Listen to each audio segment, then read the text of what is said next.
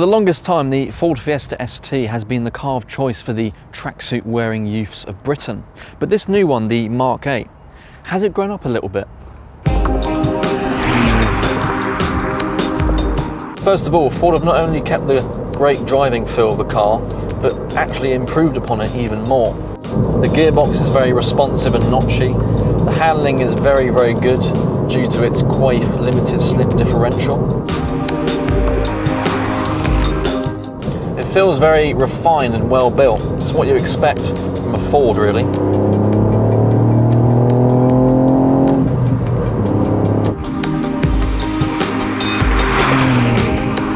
Another thing they've improved on is the engine, of course. The older model had a 1.6 litre 4-cylinder turbocharged engine which produced around 180 horsepower. But this new model has a 1.5 litre turbocharged 3-cylinder engine which produces somehow more power, up to 200.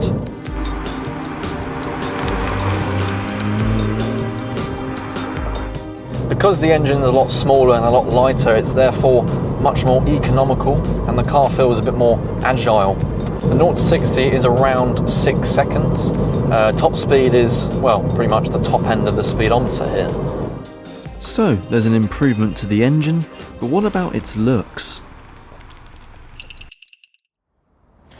I have to say, I think I do prefer the design of this model over the previous one. I think it's a lot more grown up. As you can see, it's got LED lights, it's got a wide honeycomb grille, and of course the 18-inch alloy wheels. Having said that though, like the older model, you can modify these very well, in fact, and you can see the owner on this has added a front splitter, a rear diffuser, and a spoiler. I think it makes it look more aggressive, and I do find myself liking it. Now, in the interior, you can see it's still very Ford. It's very modern. It's also very spacious too in the front.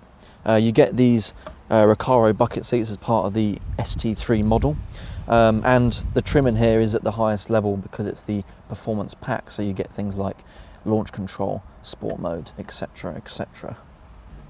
Now let's move on to the main piece of the interior here, which obviously is the centre console. As you can see, it's finished in a really nice carbon fibre trim. It's all over the steering wheel as well.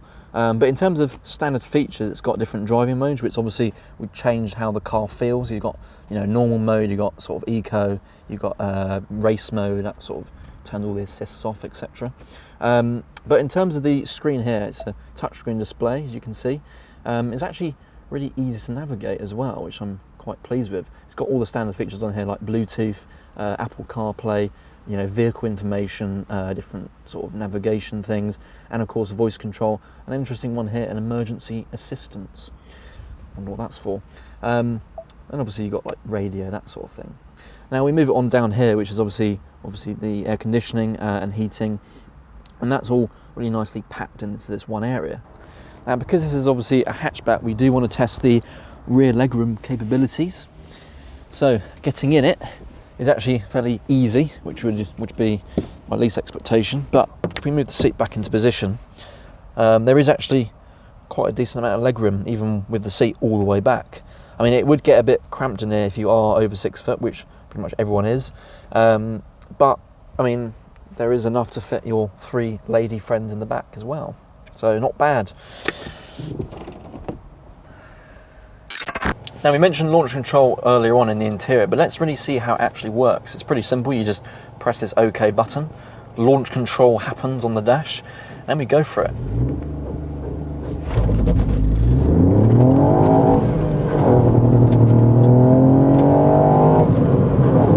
Yep, that's fantastic.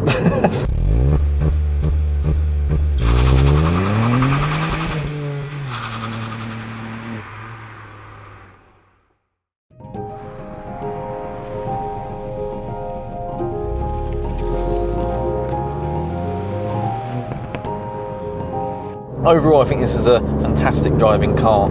It's really responsive on pretty much any road you take it onto.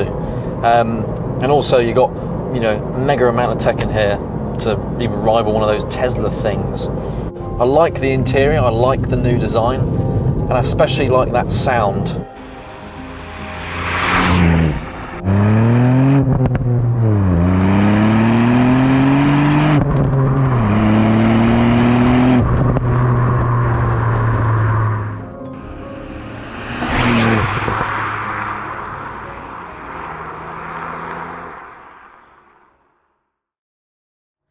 So to sum up this review and to really prove that the Ford Fiesta ST has moved away from the puffer jackets and Snapchats, let's look at the car in terms of the perspective of a chav. Hey bro, check out this whip, yeah? Hey, where's the stereo? Hey, I don't see no stereo in here. Bro, where's the big exhaust, mate? Oh, that's shit. I rate that, that's like Picasso. Mate, I get my yachts in here. Just calm. Not enough space though. Nah, it's not low enough for me. This. Hey, can I get this mic off me now? So there we have it. The chavs don't like the car, and I think that's successful for Ford. No more Mackey's car parks or Tesco nonsense. It's a proper hot hatch, this. Anyway, if you did enjoy this video, then make sure you subscribe to us on all social medias and obviously the channel itself. If you want to see more car reviews and specials and podcasts just like this, and we'll see you next time. Features like the air conditioning, the heating, and of course I've got a friend with me. It comes with a WASP as well. Get out. Oh no. Bastards. Anyway, as you can see, that's all good there, and even the WASP likes it. So to sum up this review and to really prove that the car has been, you know, me that's so to really sum up this review and to allows you to change the, you know, feel of the car in terms of WASP again. Still rolling, just go from the top again. Yeah, all right.